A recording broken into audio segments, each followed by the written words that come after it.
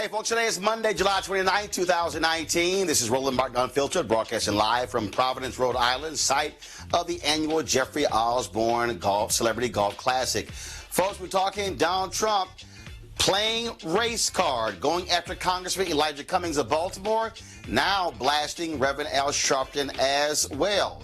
I talked with Baltimore Mayor Bernard Young on the Tom Joyner Morning Show. We'll have that for you. Also, nearly 150 black members of the Obama administration condemned Trump's racist attacks on the 4 freshman minority women of Congress in an op-ed published in the Washington Post.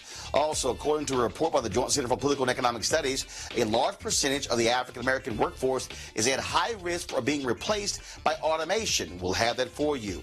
Plus, a large segment of the population has no idea what's in the Reads the Mueller Report and why it matters. We'll talk with a Republican operative who wants to change that. She does not like Donald Trump. And also, sad news, Eric Garner's stepfather died while walking his daughter down the aisle during her wedding in Jamaica. We'll have the details for you. And a leader of the Democratic Campaign Committee is out because of the lack of diversity in the committee's senior ranks. Folks, it's time to bring the funk on Roland Martin Unfiltered. Let's go. He's got it. Whatever the biz, he's on it. Whatever it is, he's got the scoop, the fact, the find. And when it breaks, he's right on time and it's rolling. Best believe he's knowing. Putting it down from sports to news to politics. With entertainment just for kicks, he's rolling. It's on go, y'all. It's Roland Martin, yeah. Rolling with Roland now. He's funk, he's fresh, he's real, the best, you know he's Roland Martin now.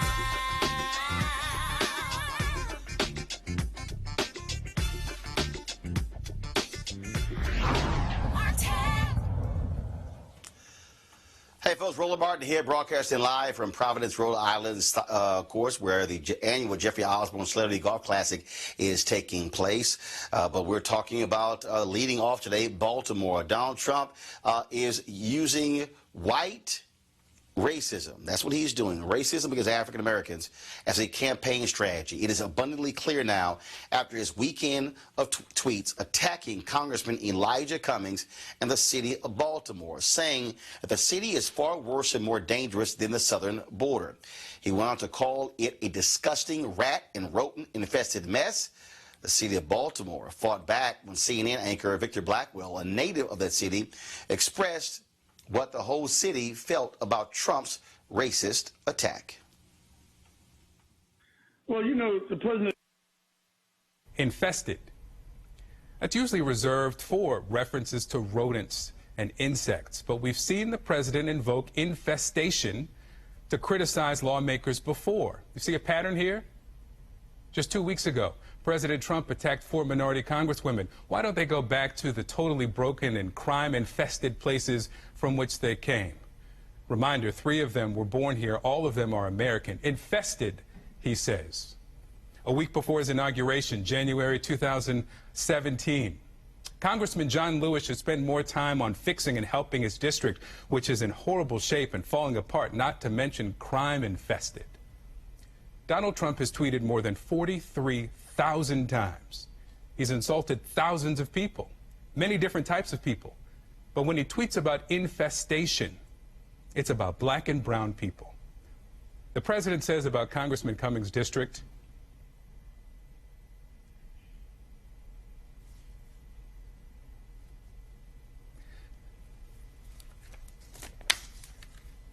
that no human would want to live there. You know who did, Mr. President? I did. From the day I was brought home from the hospital to the day I left for college. And a lot of people I care about still do. There are challenges, no doubt. But people are proud of their community. I don't want to sound self-righteous,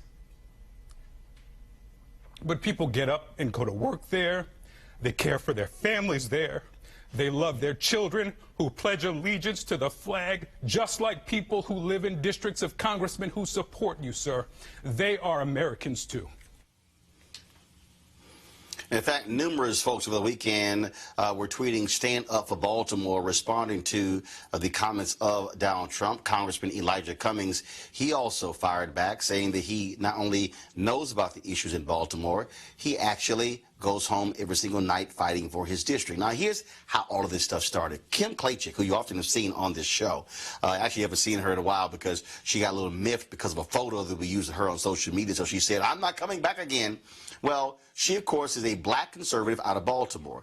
Well, she went around Baltimore shooting some video of trash and row houses, interviewing people who said they did not like the conditions in Baltimore. Well, Fox News put her on the air. So guess what happened? She was on early on Saturday morning. Donald Trump saw her video on Fox News discussing Baltimore. Voila! What does he do? He attacks Congressman Elijah Cummings. But also, why is he attacking specifically Congressman Elijah Cummings? Because he is chairman of the House Oversight Committee. What are they doing? They're investigating Donald Trump. He's upset because Congressman Cummings was also extremely tough on the head of the U.S. Border Patrol. Folks, that's what's going on here. What's also at play, though, is Donald Trump targeting white voters. What he desperately needs is to gin up the issue of race, because that is music to the ears of his white, low education voters, specifically white men. Why do we know that? Today, he decides to attack the Reverend Al Sharpton, calling him a con man and blasting him. Do you see the strategy?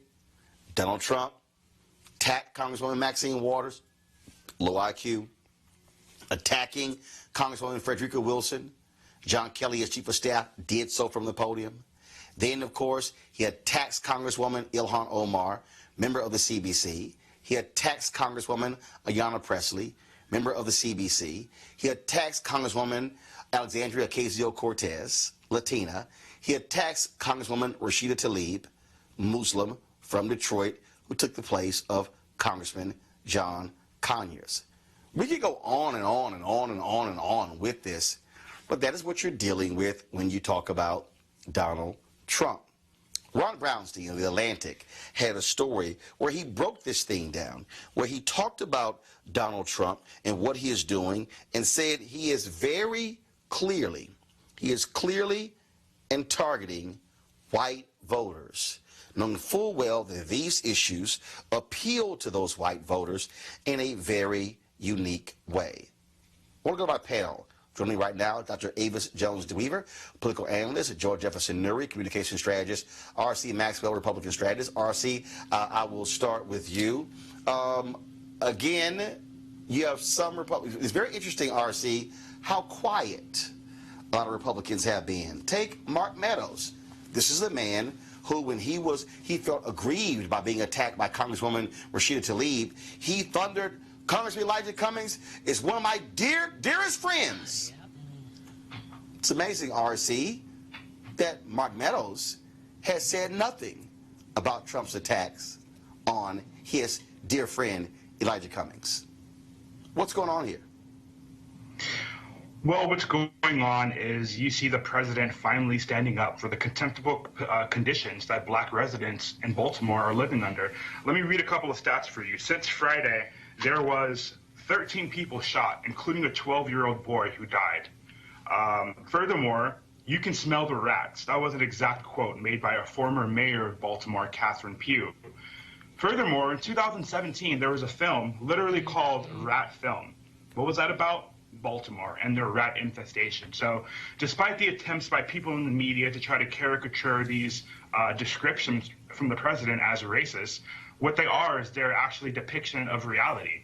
And I think that you did a little bit of justice finally mentioning Kimberly Klachik. She was the woman who even brought this issue to a national front, a black woman, a Baltimore resident standing up for her people. So it's not racist for the president to talk about these positions. In fact, the only thing that's racist are the Democrats who refuse to do something and lift a finger to help these issues. Did you know, Roland, that it took 3 days for Baltimore city officials to remove 3 Confederate statues? 3 days. That's all it took. RC, let me ask you a question. You would think that they would do something to remove the trash. So that's what I think. RC, you can overtalk, but it's not going to work. Let me ask you a question.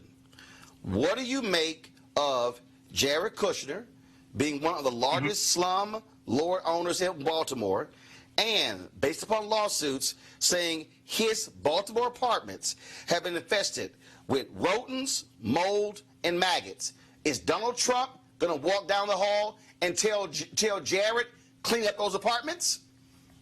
I don't think the idea of Jared Kushner owning some of properties that have been infested with rats, I don't think that's mutually exclusive with the idea that Democrats have allowed the state to functionally be failed. Wait, RC. His son-in-law owns rat-infested apartments in Baltimore. So if he is criticizing rodents and infestation in Baltimore, why not tell his son-in-law, go clean up those damn apartments? Yeah, newsflash, Roland. Everyone who owns property in that area is infested with rats. That's why it's disgusting and it needs to be cleaned up. It's not Jared Kushner's fault. Why not tell Jared to go fix the problem? He said in his tweet, he challenged Congressman Cummings to fix the problem. Why not tell his son-in-law, fix your damn rat-infested apartments? I don't think you know how city planning works.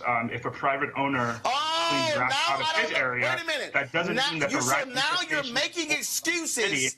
Is going you're to making be excuses for Jared, but you're criticizing black folks. Okay.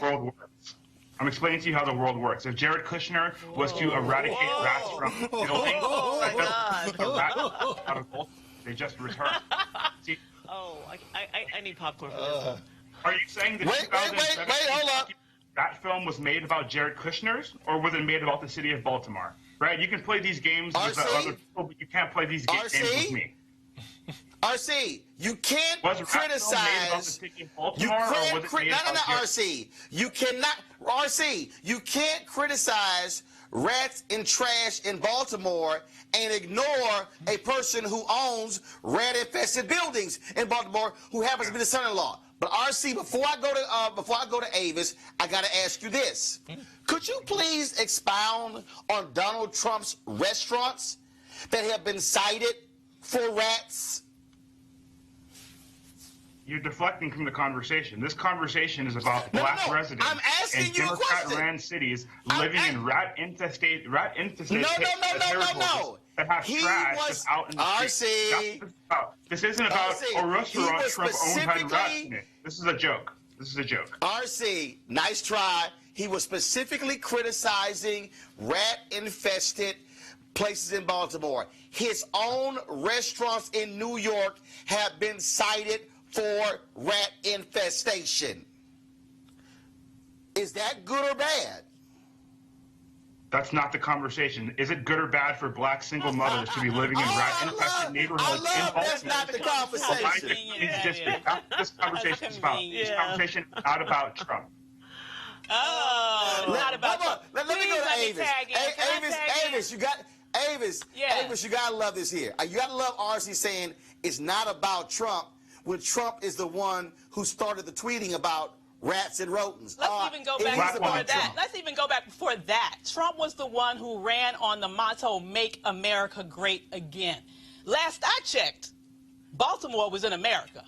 So why isn't he doing that? Number one. Number two, in terms of Jared Kushner, he has a total of 170 code violations in the properties that he owns in Baltimore alone.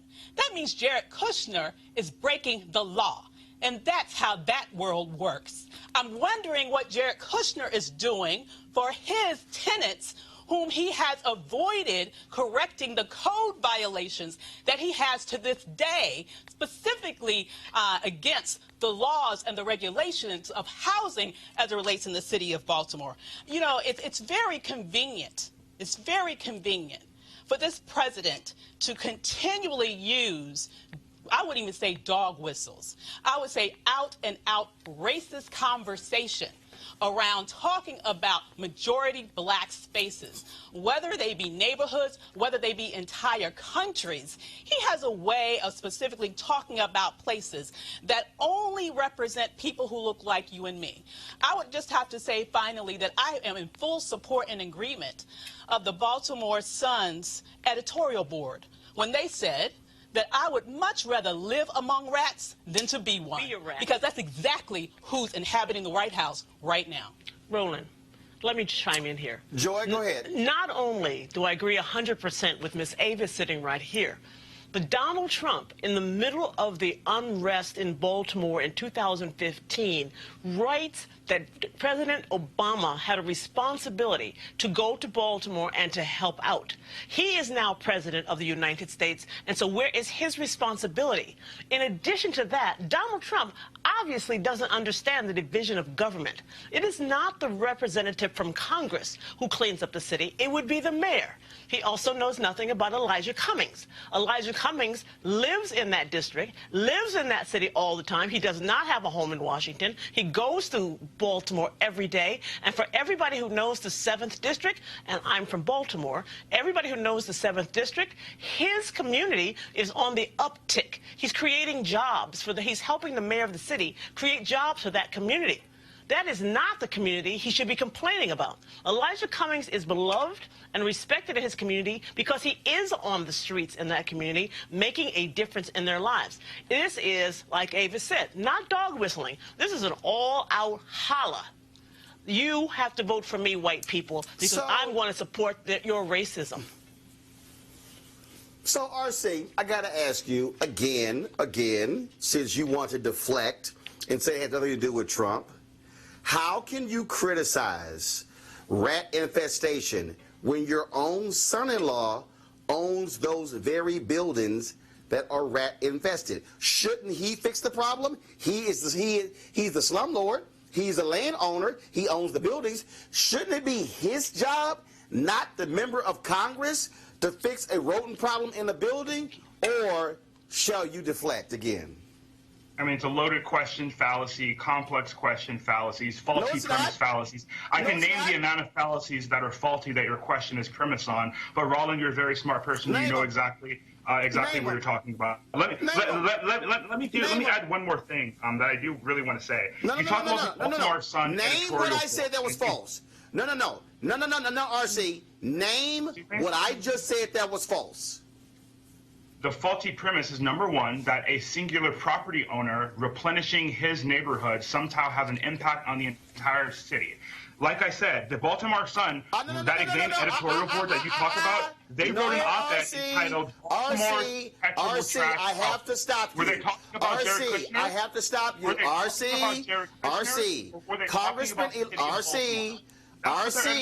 you're not going to sit here and lie. RC, RC, I do not cut microphones. I do not cut microphones. What you're not going to do is sit here and lie. RC, this is real simple. This is real simple, RC. RC, this is real simple. Tangible conversation. Here's the root of the conversation. I need you to continue. You're not going to continue. You're not going to continue until I make this point. I don't cut microphones, but I'm going to cut your microphone if you don't stop. If you don't stop, I'm going to cut your microphone. I need you to answer the basic question. Cut his microphone. Cut his microphone. Now, RC, I'm going to come back to you. I'm going to allow you to answer the question. What you're not going to do on this show is overtalk me. It's not going to happen. You're not going to overtalk a guest. I'm going to allow you to finish. But what you're not going to do is when I tell you to stop, you stop. Now, answer this question.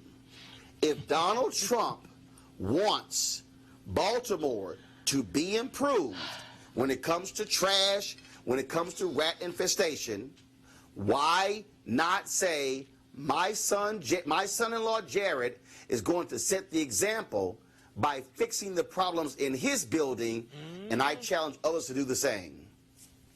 Now you can talk.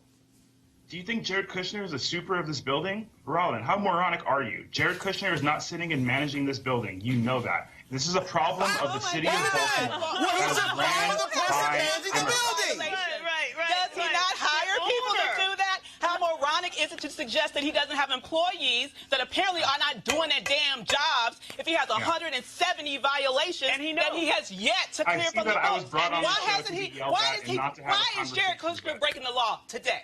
Answer that damn question. Why is he breaking the law 170 times? Can you explain why he's doing that? And another question, why ain't America great yet?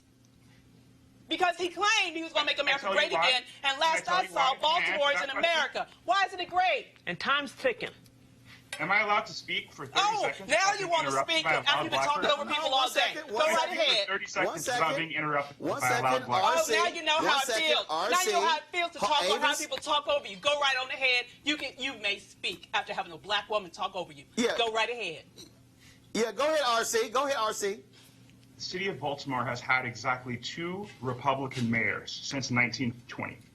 I don't believe in coincidences. They have a Republican governor. Time and time again, it's been proven that when black Americans elect Democrats in their urban communities, they risk institutional failure. Now find the lie in that statement. There's a Republican governor right now in the second term. Find the lie. Second term Republican governor in Maryland. You just said yourself, it's the mayor of Baltimore. Why? Wait a minute. Wait a minute. Why can't RC? Why isn't the governor fixing the problem? The governor of Maryland could create a task force to literally go into Baltimore and fix the problem. He has the authority. Why isn't the Republican governor doing that, RC? I don't know. He should be. Here's my question. We're talking about Baltimore now because of President Trump. You guys weren't talking about Baltimore in your program, were you? We talk about Baltimore a lot. We talk about Baltimore a lot. When's the last time you watched it? We talk about Baltimore a lot. We talk about Baltimore a lot. Let me tell you this. Why isn't Trump talking about the decrease of the tax base in Baltimore? Because industries there have left and gone overseas. He didn't help with that. They sure he have. said he was going to bring back jobs to the American city. He hasn't done that. He said that he was going to help with public school education. Then he puts Betsy the boss in place, which strips public school education. He has done absolutely nothing from his seat to help the city of Baltimore or any other major city except sit there and tweet, because basically he doesn't understand the issues. He doesn't understand the issues. He only knows how to talk up here and not about what has to happen on the ground for these changes to happen. He is not understanding his job. Let me help you out. I got it. RC, let me help you out. We've actually broadcast the show from Baltimore. We've done a town hall in Baltimore. We've talked about Baltimore. Yes, so you're wrong again. And while you did all that talking about Baltimore, what's happened to the rats? It got bigger. Hold up, wait a minute. Since you're questioning this, RC, has Donald Trump been to Baltimore? Donald Trump is the president of the entire United States. He's been president for about 2.5 years. It's only an hour from the White House. He's getting to Baltimore because the black Democrats clearly don't give a damn about the city. 7th district isn't even a whole RC, Donald Trump has flown all. Donald Trump has flown all the way to. One second, Joy. Donald Trump, RC, has flown all the way to Florida to play golf. In fact, he has driven to the suburbs of Virginia to play this golf course there. It's an equal distance to Baltimore. Why don't you send him a tweet or an email and say, hey, Donnie boy, why don't you actually go to Baltimore since you got so much to say? Well, I'm glad you guys are now agreeing that Baltimore is actually a terrible place, despite the video, the very warm video we're not. of that CNN anchor. We're not agreeing it's a terrible place. Based on the accurate depiction of No, we're not.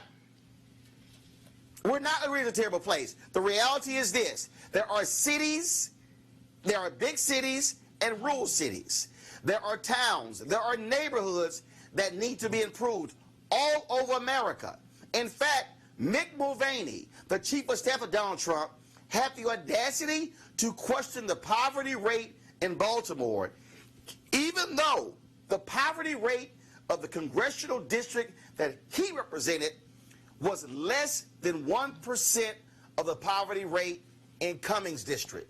So the reality, so if you want to talk poverty, you want to talk how bad communities are, do understand this here. Congressman Jim Clyburn, RC, has an amendment called the Clyburn Amendment, where he wants 10% of all federal funds to go to areas, census tracts, where 20% or more of the people have lived below poverty for the last 30 years.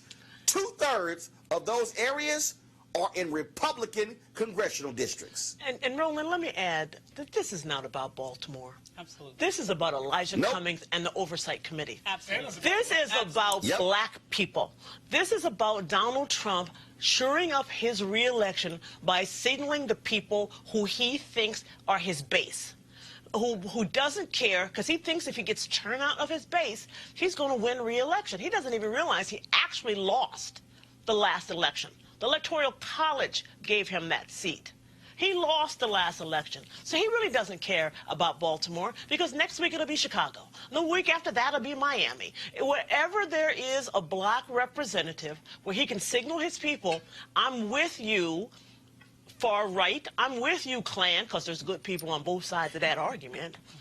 Which is not about Baltimore at all. Nope. So again, everybody who's watching, I want y'all to understand, guys like RC are caping for Donald Trump using his racial tweets to gin his base up. The tweets of Al Sharpton serve the exact same purpose. We have seen this game before, and we'll see it again. And the way to shut him up and to throw him out is to mobilize and organize. And it's vote. as simple as that. Absolutely. All right, folks, when we come back, we're going to talk more about the news today. We'll be back at Roland Martin Unfiltered in just a moment. You want to check out Roland Martin Unfiltered? YouTube.com/Roland S. Martin. Subscribe to our YouTube channel. There's only one daily digital show out here that keeps it black and keep it real. It's Roland Martin Unfiltered. See that name right there? Roland Martin Unfiltered. Like, share, and subscribe to our YouTube channel. That's YouTube.com/Roland S. Martin. And don't forget to turn on your notifications so when we go live, you'll know it. Hey, folks, you've heard me talk a lot about marijuanastock.org. Why? Because I want to keep you informed of investment opportunities that make sense. We have all watched the growth of the cannabis industry.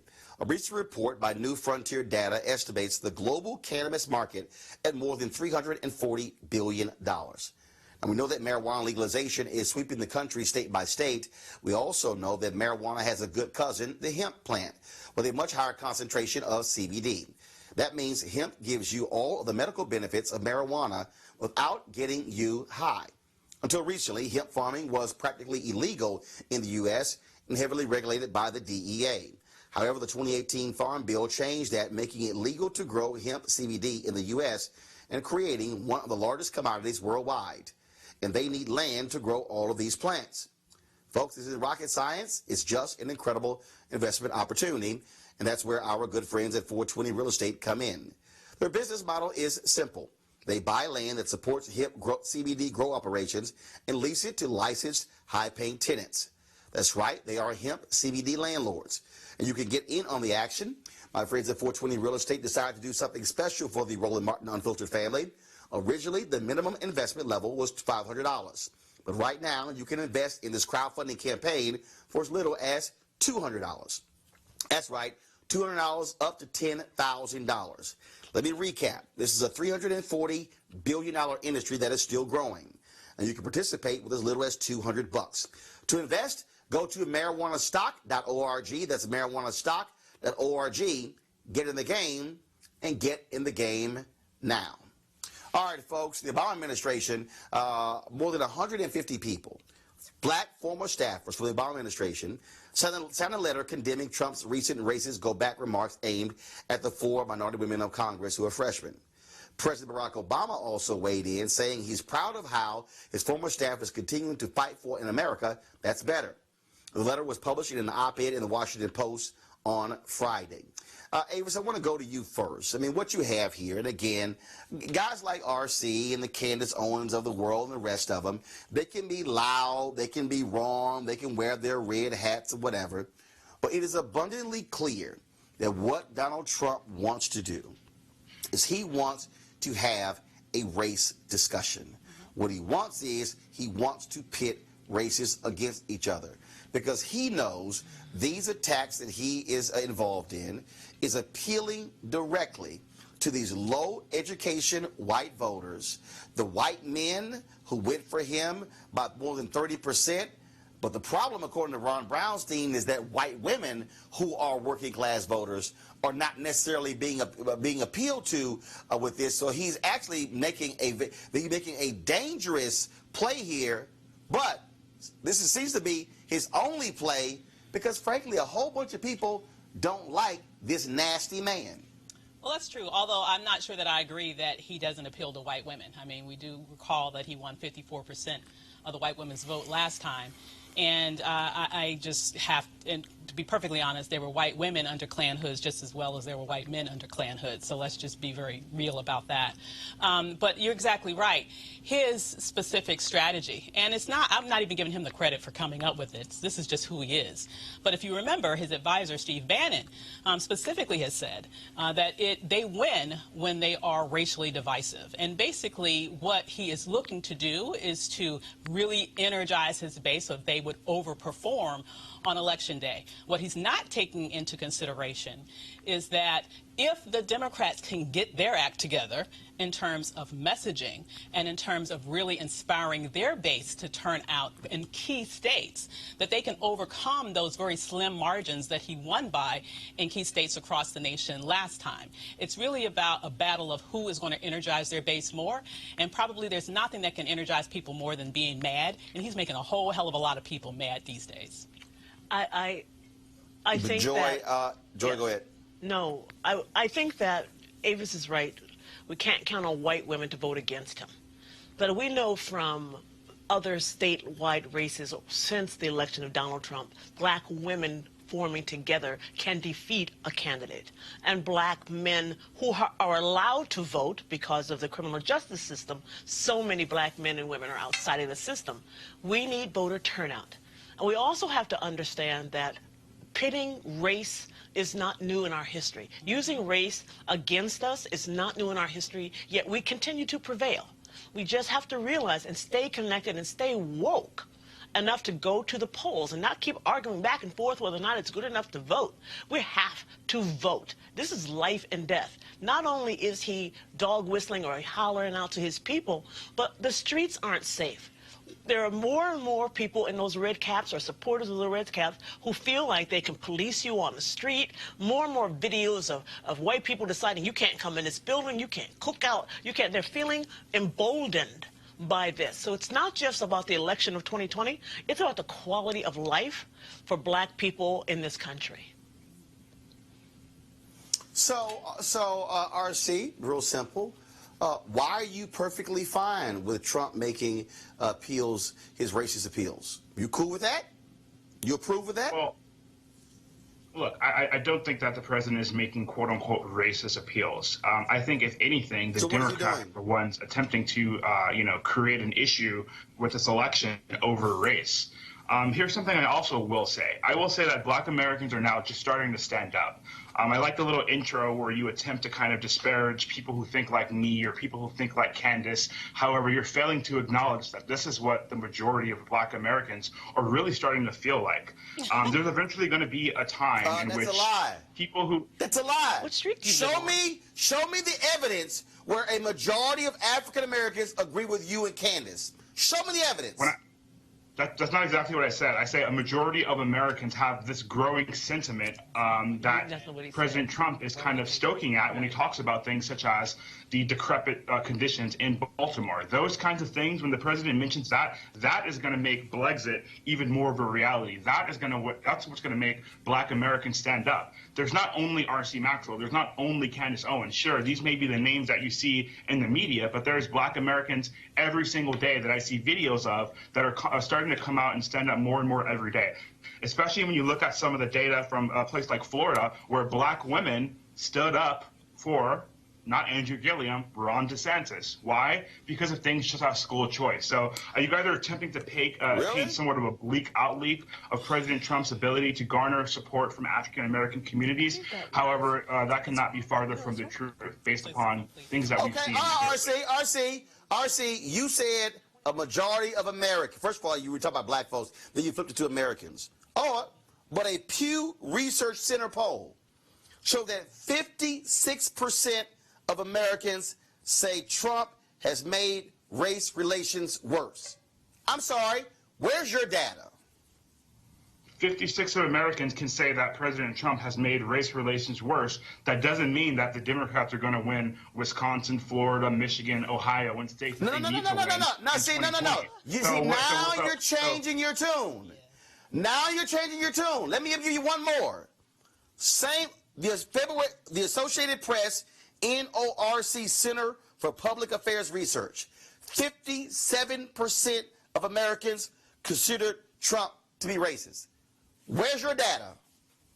Okay, all these polls and all this data can say one thing, and then when it comes to the election, we're going to have complete different results. So you can continue to tout these polls that failed you in 2016, but I'm going to rely upon the data that let me remind you. In terms of what you're seeing from new figures. Kimberly Clark, the data you're hearing on the street. Inspired young black Americans who are standing up for President Trump, and it's going to catch on, and you're going to see it come 2020.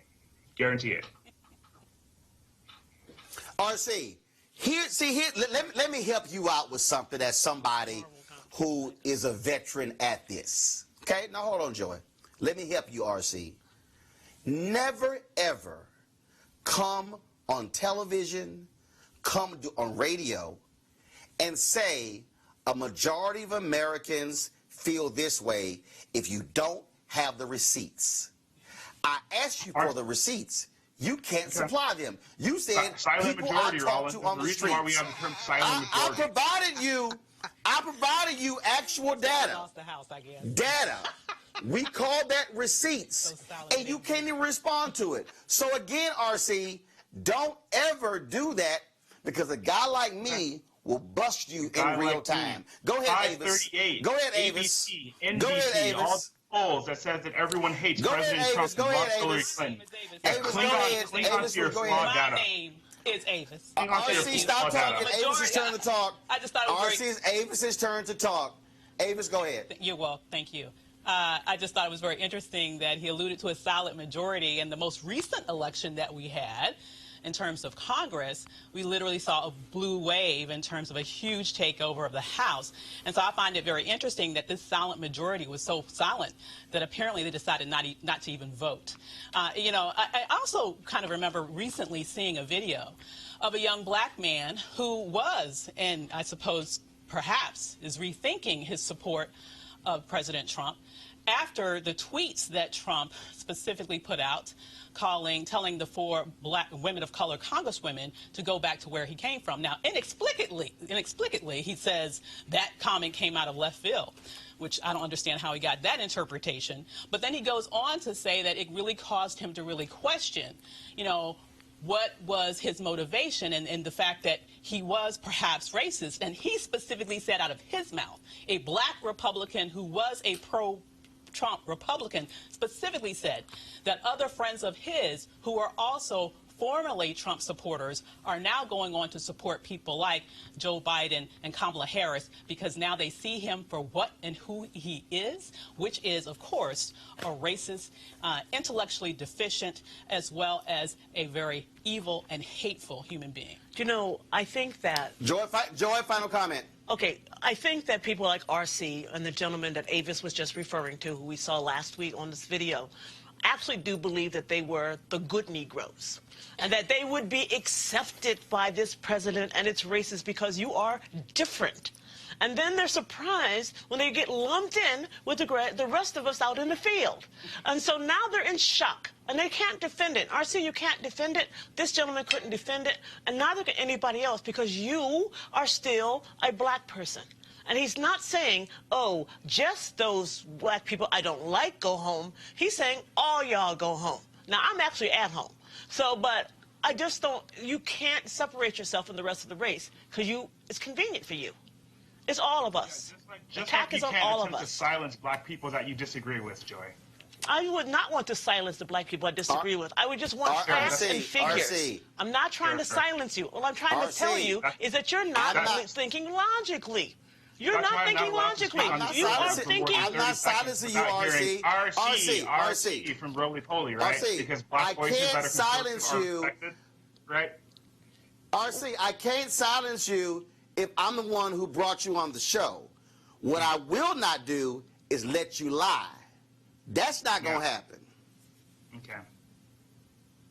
Well, speaking of lies, let's talk about the Baltimore Sun editorial board while you cut me off when I couldn't talk about how that same editorial board who wrote a scathing op-ed against the president is the same. Absolutely. RC, you're trying to go back when you can't even argue your current point.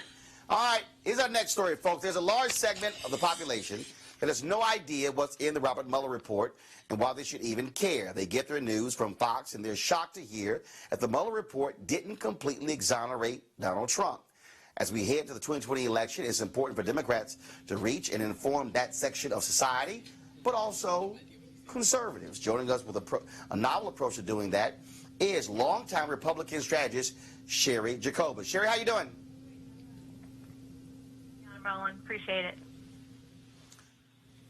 All right, Sherry, so explain to us. I mean, look, you've been a long-time Republican strategist. I've debated you on television before. You do not like Donald Trump at all because of how he has targeted you. So explain this effort that you're putting together to inform people in the heartland and other places where they're not on social media about what's in the Mueller report. Okay, I want to correct you on one thing. My distaste for Donald Trump has nothing to do with my longtime feud. I was just one of the first victims of him. I also left the Republican Party 3 years ago. I'm an independent. But, you know, like so many of us, we're on Twitter, and I have a large Twitter following. I'm very active on Twitter. And we've been tweeting, and we've been posting things on Facebook, and we've been complaining, and I just decided that it's time to do something about it. When I realized that only 3% of Americans have read the Mueller report, and that there's a large segment that actually thinks that what Bob Barr said to America was true, and I realized that we're in trouble here.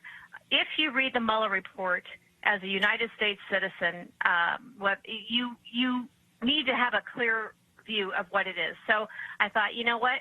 I can't force people to read the Mueller report. I can tweet, and that's fine. Sometimes I'm preaching to the choir. So I have, with a couple of other people, we've launched a 501c4 nonprofit called America Reads the Mueller Report. What we're doing is we're raising money to produce a half-hour, 30-minute television program of celebrities reading excerpts from the Mueller report. We'll intersperse it with some direct clips from Mueller's press conferences and testimony. No spin, no political commentary, not asking anybody to do anything politically. It's just to educate and inform. And we are going to, and here's the clincher here, we're going to air this on hundreds of local television stations around the country, which means some people will tune in because they want to and try and get that certain relative or neighbor or coworker, friend that we all have. These are people who aren't on Twitter. Maybe they watch Fox News and they get their snail-mailed copy of the Judicial Watch report, in the mail, and they think they're informed, but they're not. And it's important that they be informed. So we're going to give them accurate information. They're going to catch this in that half hour before the football game that they tune into on the weekend, or maybe just after Jeopardy, or between their favorite fishing show, cooking show, whatever. And, we can buy this cheap. We've got everything lined up. And you and I have had some conversations about how to do this. And this is how you reach those people, that little sliver that's so important. We know that Vladimir Putin knows how important that little sliver is in the margins of these people. They might be older, but they're not online. They're not looking at online videos. They're not on Twitter. And so they look at certain things and they believe it. So, Sherry, you talk about using entertainers to do so. The question, though, is, will those people be turned off by them when they say, oh, they're just Hollywood liberals? Why not recruit actual voters, or maybe voters who voted for Trump in 2016 who have no plans on voting for him in 2020? Well, you know, we're a nonprofit, and we're not going to be political, so whoever this hits and makes them think, that's fine.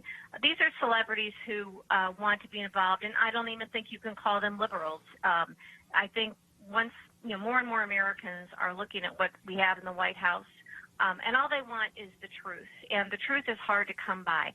So that's all we're trying to do. We're not making a political pitch. You know, as I said, we're a 501c4 nonprofit.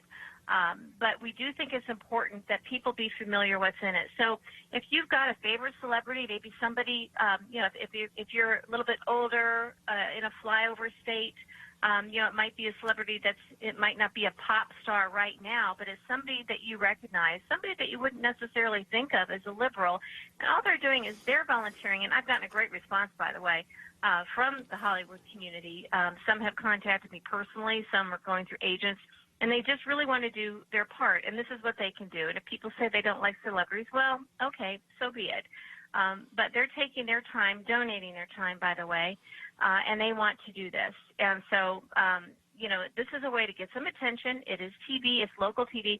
And we're going to do this for as long as we can raise the money. And Roland, I can buy local TV really, really cheap. So we can really hit a lot of people and educate them. And we're going to go to as many states as possible, those flyover states, maybe some states, you know, that are getting misinformation through Vladimir Putin, or, you know, they just don't have access to the information that you and I have, or most of the people we know and deal with, and the people on your panel. You know, we tend to run in circles who are online a lot, and you have to remember that not everybody is. So there are Americans who are not dug in as any part of a cult. They really think they really believe they're getting good information. And we know that they're not. So this is an effort that we can make that can make a difference in our own little corner of the world. And we do need donations, and we're getting there, and we feel pretty good about it. So this is called America Reads the Mueller Report, and you can find us on GoFundMe, GoFundMe.com/America Reads the Mueller Report, and you'll see how we're doing. And we're going to get this done, we think, in late August, so that come fall, everybody, you know, when they're back from vacation and everything, and they're gearing up to watch a lot of local TV, especially as the weather starts getting colder, we're going to make a difference little by little. We're going to be the tortoise rather than the hare. So we're going to do this over the course of the next year or so. All right, Shira Jacobus, we surely appreciate it. Thanks a lot. Thank you. Bye. All right, folks, we go into a break right now. We come back. We're going to talk with Spencer Overton with the Joint Center for Political and Economic Studies, who says that automation could be a killer to black economics. We'll explain. Next on Roland Martin Unfiltered. You want to support Roland Martin Unfiltered? Be sure to join our Bring the Funk fan club. Every dollar that you give to us supports our daily digital show. There's only one daily digital show out here that keeps it black and keep it real as Roland Martin Unfiltered. Support the Roland Martin Unfiltered daily digital show by going to RolandMartinUnfiltered.com. Our goal is to get 20,000 of our fans contributing $50 each for the whole year. You can make this possible. RolandMartinUnfiltered.com.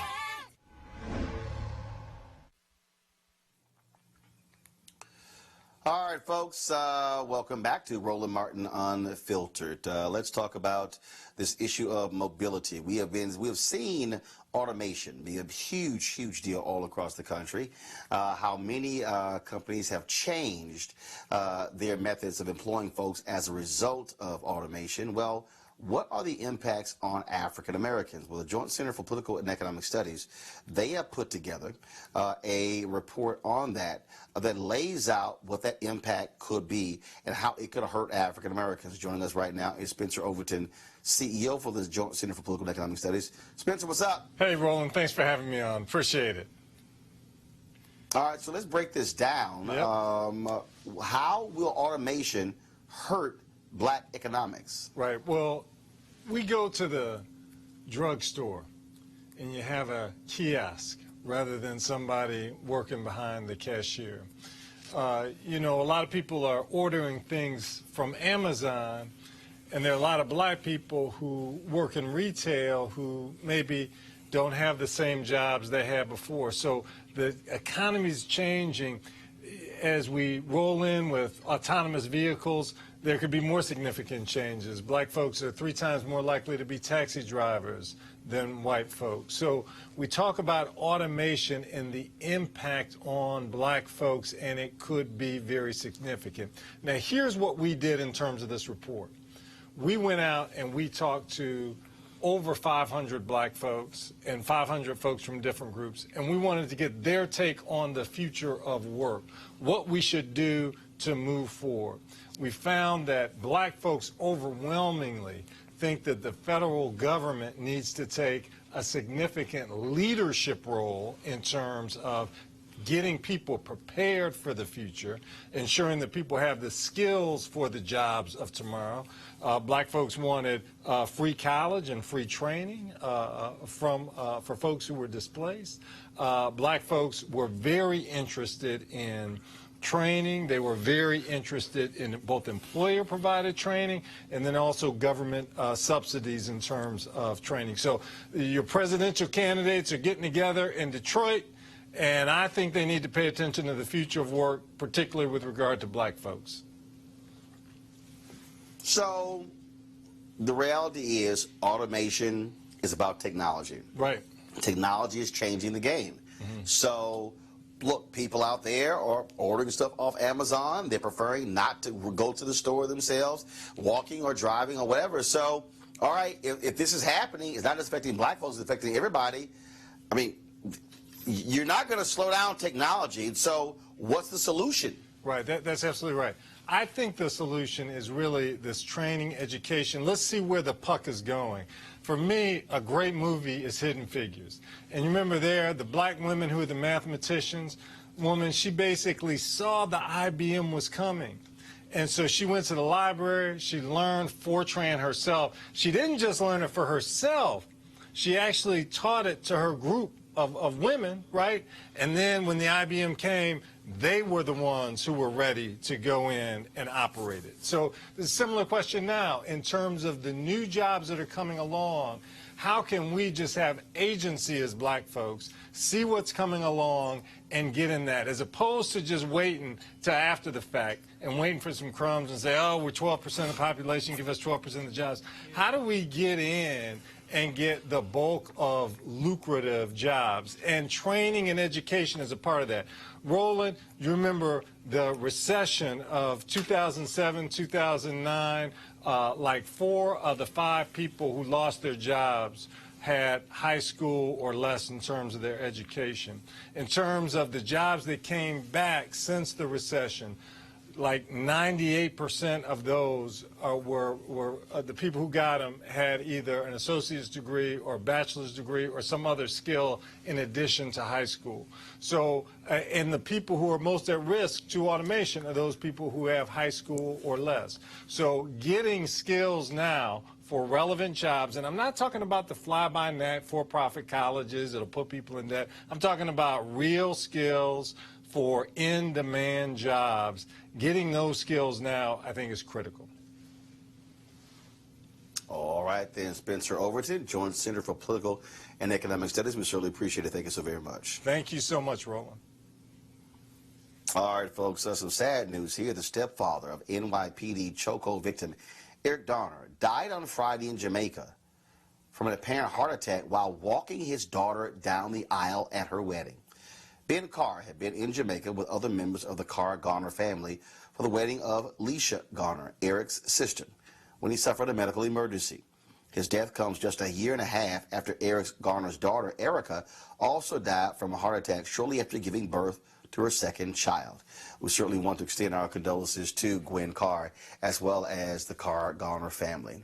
All right, folks, the executive director of the Democratic Congressional Campaign Committee is stepping down due to pushback from Democratic lawmakers because of the lack of diversity in the committee's senior ranks. Executive Director Allison Jaslow announced her resignation at an all-staff meeting today, saying her resignation is effective immediately. Again, that organization has been criticized by Democratic lawmakers for not having diversity in their senior ranks. Well, now there's an opening. So we shall see what is going to happen. All right, last one from our panel. And let's deal with this. Dan Coates is stepping down as the director of National Intelligence, DNI, and Donald Trump has already appointed somebody who is one of his lackeys. So I'm going to go to you, RC, and also I need you to explain. We're seeing reports that Donald Trump was not happy, that Dan Coates was very critical of the need to combat Russia impacting our 2020 election. There have been a couple of bills passed by the House, and Mitch McConnell, RC, won't even bring those bills up in the Senate, and they're designed to actually protect our election. Why is your party unwilling to stop Russia and others from impacting the 2020 election? Who y'all in bed with? I mean, I think it's kind of a joke question. The longer that we continue to talk about Russia as an existential threat to our society is a longer delay in which we are talking about the actual practical problems we have in America. Look, Mitch McConnell is going to allow this to go to a vote when it's time for it to go to a vote. Actually saying that RC, whoa, hold on, RC. Are you actually saying you do not believe that Russia tried to impact the 2016 election? No, I mean, they certainly tried, but they also certainly try every single election. This is not something that is new. Russia tries to do this every time.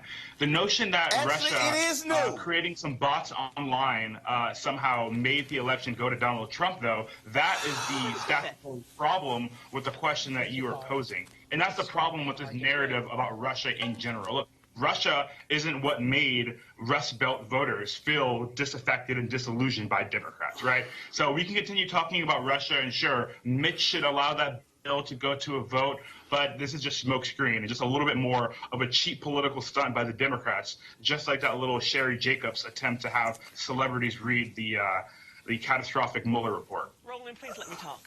First of all, hold on. Not believe in our democracy. Wait. First of all, her name is Sherry Jacobus. That's first. Second of all, Avis, for RC to just completely dismiss Russia and its impact on the election, it's nuts.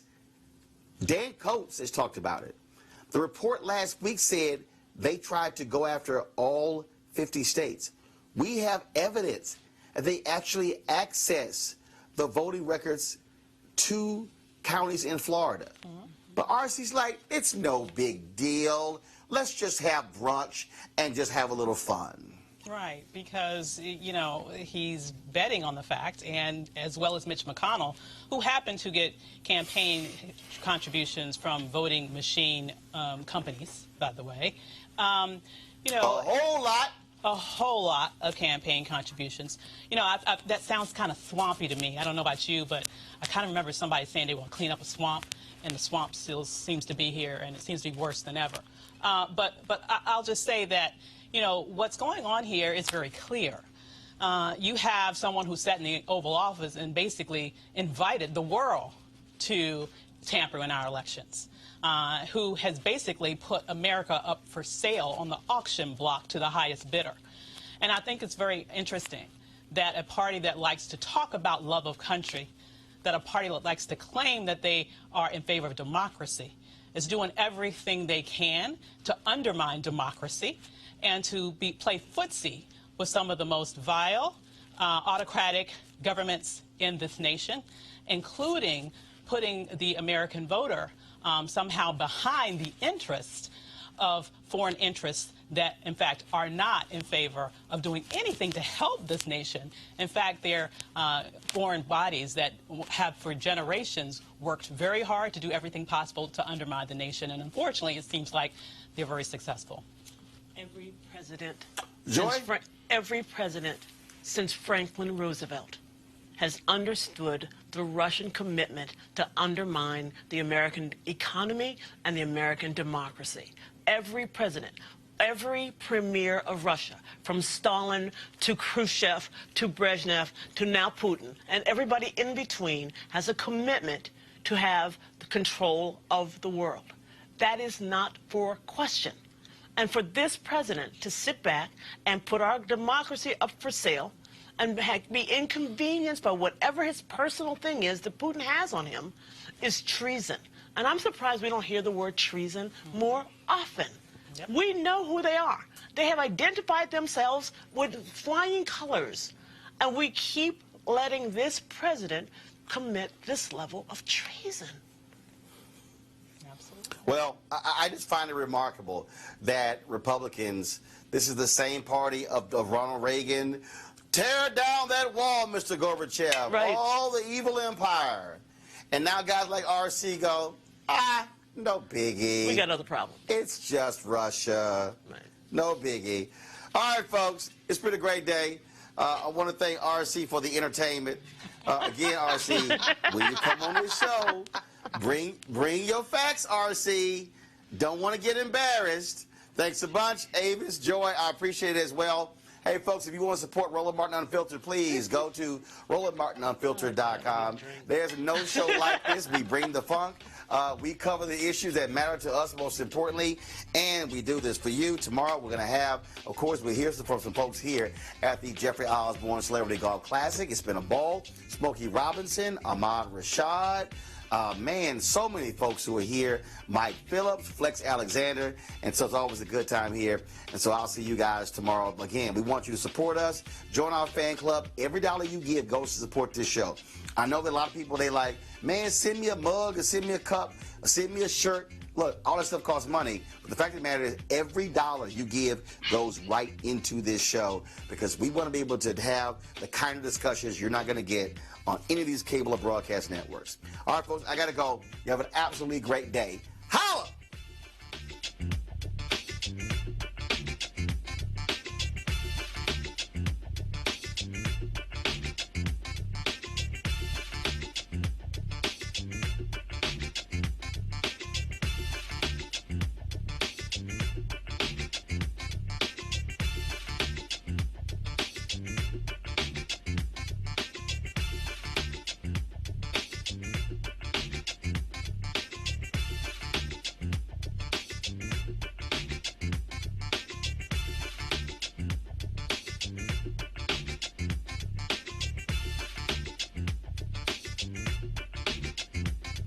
You want to support Roland Martin Unfiltered? Be sure to join our Bring the Funk fan club. Every dollar that you give to us supports our daily digital show. There's only one daily digital show out here that keeps it black and keep it real as Roland Martin Unfiltered. Support the Roland Martin Unfiltered daily digital show by going to RolandMartinUnfiltered.com. Our goal is to get 20,000 of our fans contributing $50 each for the whole year. You can make this possible. RolandMartinUnfiltered.com. This is Diala Riddle, and you're watching Roland Martin Unfiltered. Stay woke. This is Director X, the director of Superfly on the red carpet, or the black carpet, and you're watching Roland Martin Unfiltered. Yo, what up, y'all? This is Jay Ellis, and you're watching Roland Martin Unfiltered. Hi, I'm Chaley Rose, and you're watching Roland Martin Unfiltered. I'm Lex Scott Davis, and you are watching Roland Martin Unfiltered. Hey, what's up, y'all? It's your boy Jacob Lattimore, and you're now watching Roland Martin right now. You